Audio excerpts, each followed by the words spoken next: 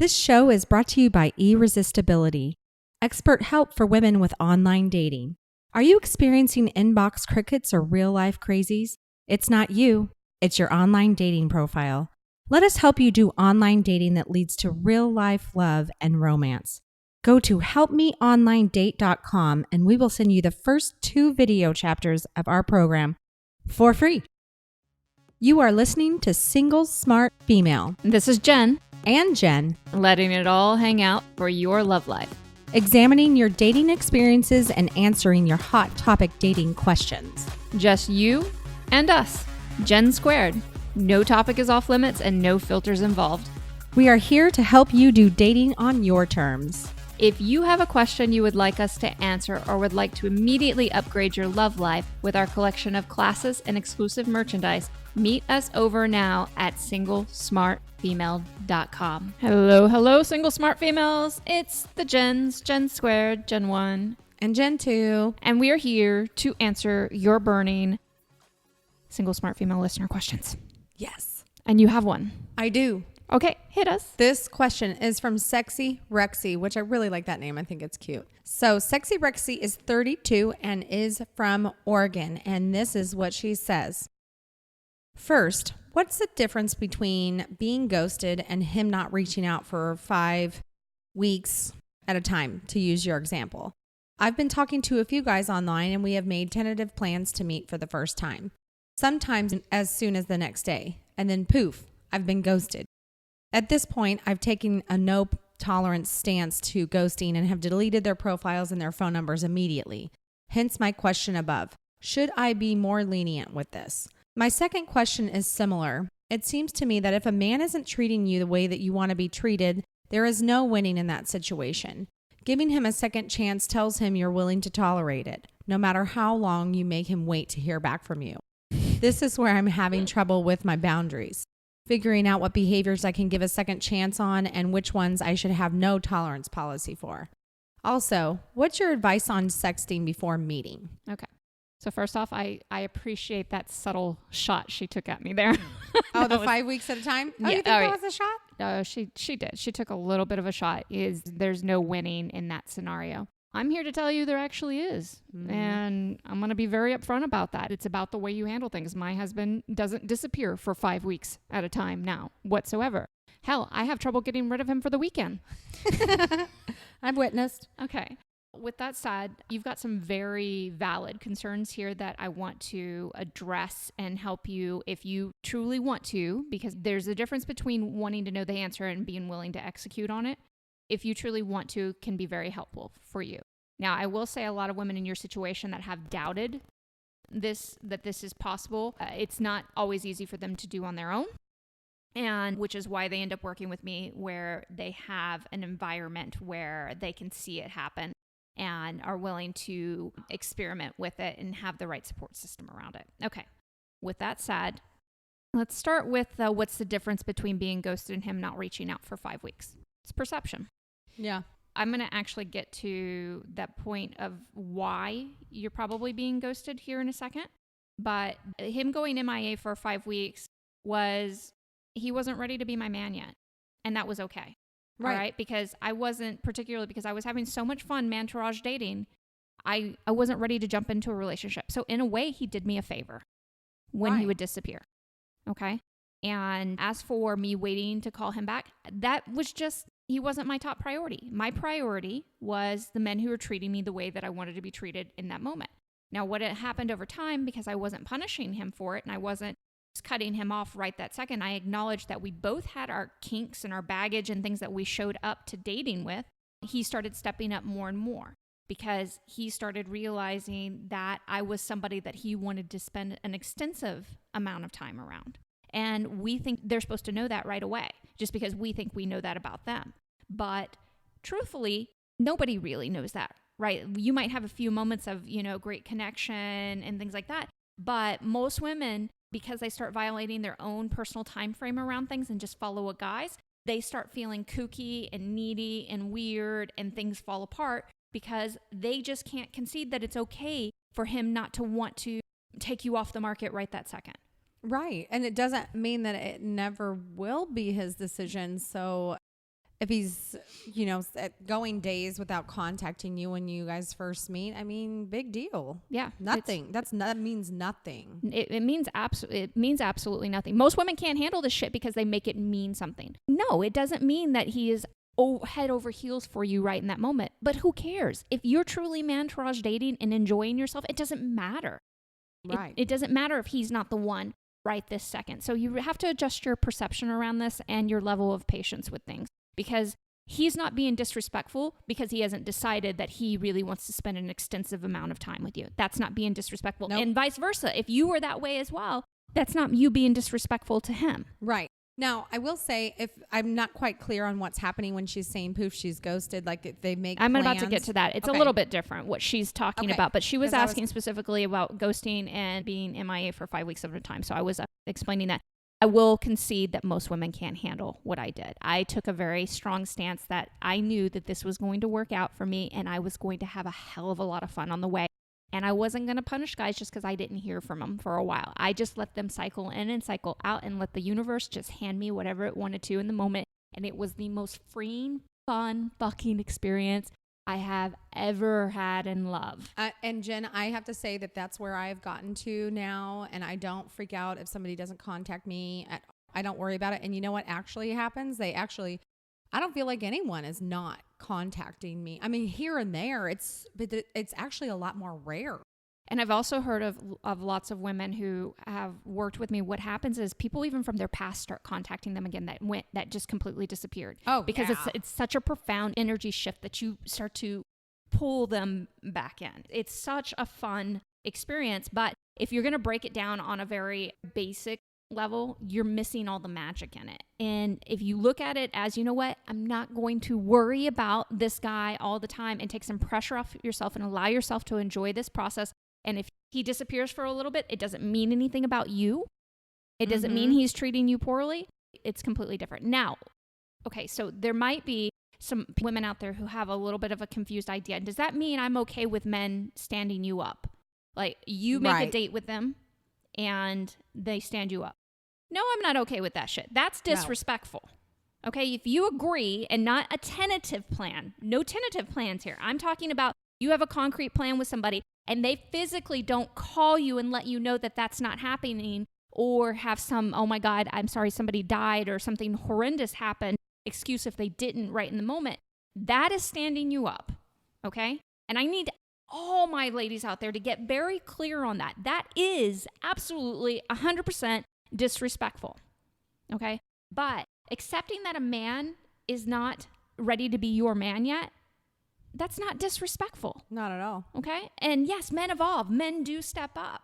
So that whole word tentatively leads me to believe that you guys don't actually have plans. Tentative plans aren't real plans. And if tentative plans get canceled, that's not disrespect. Not at all. All right? If you have concrete plans with somebody and they don't show up, definitely disrespectful. Right. Definitely. And no, that's not a guy that, well, I'll be honest, I might have played with that a little bit, but it was because my ego isn't tied up in any of this. And I was not hurt whatsoever when things weren't going the way I wanted to. I saw it as research. I saw it as I wanted to see what would happen. But I think for a lot of women, they're still at a point that they're too sensitive to handle that mindset shift. And until they can handle it and not make it mean something, they definitely shouldn't play with that. Agreed. Now, there was another piece. I'm having trouble with my boundaries. Can I just go back real quick when she said, and poof, she's ghosted, and then she's like deleting their profile and phone numbers immediately. I feel like that's an extreme response. Yeah, you're not, if that was a tentative meeting, you're not being ghosted. What you've done is you've put a lot of energy into something that was tentative instead of stepping it up and making it more concrete. And agreed to I wouldn't agree to a date the very next day until you're at a high level of Mantourage dating. You've been doing it for a while. You know how to navigate all the different energy involved in it. Jen can do that. I'll be honest with you, Miss Sexy Rexy, although we love your name, I don't think emotionally you're there yet based on what you have shared with us so far. Okay? Did you have more around that? No. Okay. So then the last piece of this is no, actually, there's another piece, but giving him a second chance is saying that you're willing to tolerate it. Tolerate what? I know. I don't really feel like it's a second chance. I feel like, so whenever we meet someone, That's a good way to put it. yeah, whenever we meet someone, I feel like they don't know us and our specific needs, wants, desires, all of that. Every woman is different. Every woman has different likes and dislikes. They don't know you yet. You're guiding them on how you want to be treated. Yes, there's specific things that are just standard, like being respectful and not showing up for a date. That's a standard. Okay. I want you to go there now. Well, I was going to say, even if you did stand up one time, I may consider talking to you again, but I don't think that somebody just starting off should do that. I think it's the point that you're at. And if you're still frustrated with men, I don't think you should be doing that. That's advanced. That's when you know without a doubt that you're experimenting, you're learning, you're evolving into this, and that it's going to work out really well for you. Right. Okay. You have to be in that place in your head. And if you can't be, if you're too frustrated, then just don't do it. You're not required to do it. You can still have amazing results and not be quite there yet. Yeah. So I whenever I'm meeting someone new and they do something that I might not like, I look at it as I'm guiding that person. I got to guide them what is okay and acceptable to me. And so I just want you to look at it more in that direction versus getting pissed and saying, well, you suck, or I'm going to delete you, or I'm never talking to you again, or anything like that. I just look at it as like, I don't really like that. I don't know. I guess there's different examples. I can't think of anything off the top of my head, but I always look at it as I'm guiding them how I want to be treated. Well, I think you're teaching them, yes. And of course, what you pay attention, which is why I always prioritize the men who were treating me the way that I wanted to be treated. Mm-hmm. And at the same time, you're not faulting them for not being there yet, because, we're all evolving in all this and learning and exploring and things like that. And it's okay. Again, it goes back to, it's okay that he's not ready to spend all of his time with you. He's not ready to be consistent with you yet. That's okay. Right. And in all honesty, if he never chooses to be your man, it's okay too. That doesn't mean he's not your jerk. Man. Yeah. It just means that it wouldn't be a good fit for the two of you long term. Right. The potential's not there. And that's okay that you can go out on a date with somebody or talk to somebody and like somebody and that not be the end all be all result. Now, if a guy stands you up like we talked about before, if you don't want to give him a second chance, I get that. But making tentative plans, which I still want you to push, I don't want you to make next day plans yet. I want you to practice all of this more. Learn how to do it where you can get more concrete plans instead of this new phenomenon of everybody being tentative all the time because we're FOMOing each other, always worried about whether or not we're going to miss out on something else. And then, of course, there's just a lot of it. And just the discomfort of being precise or committing to a time. But once you start to get comfortable with that, then you can start doing more of the upper level stuff. But you don't need to be so pissed off at guys. Just take some steps back because you have the power to rearrange this and make this work for you in incredible ways that take you to the next level. Now, for all of you that were wondering why I was so, aside from the fact that I told you I knew I was going to get what I wanted, and I didn't know that it was with my husband. I knew it was going to happen. I didn't know exactly who it was going to happen with. But I really wanted to experiment. I wanted to see what happened when I stopped doing what society was telling me to do in terms of dating, and to take some steps back and to do things differently and experiment with some stuff and have some fun and see how men could step up for me instead of me always trying to make it happen. That is so fun. Yes.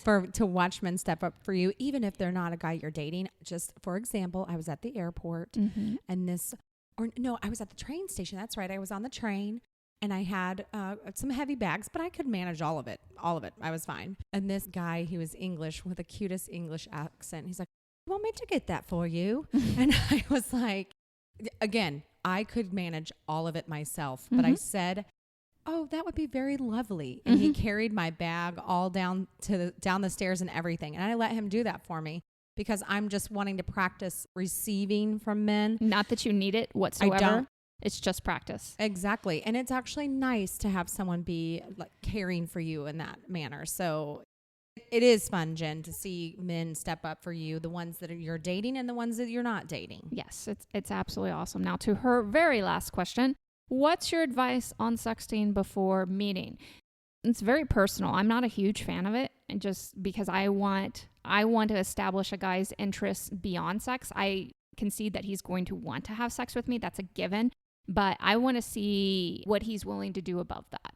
Yes. And beyond that, meaning over time. So I'm not a big fan, and I always redirect a guy's attention if they start that. And then, of course, if that's all they're really interested in, they'll fall off very quickly once you redirect that attention. And that's it. That's it. But it's up to you. But now, do I concede there are women out there that's a huge turn on for them? Yeah.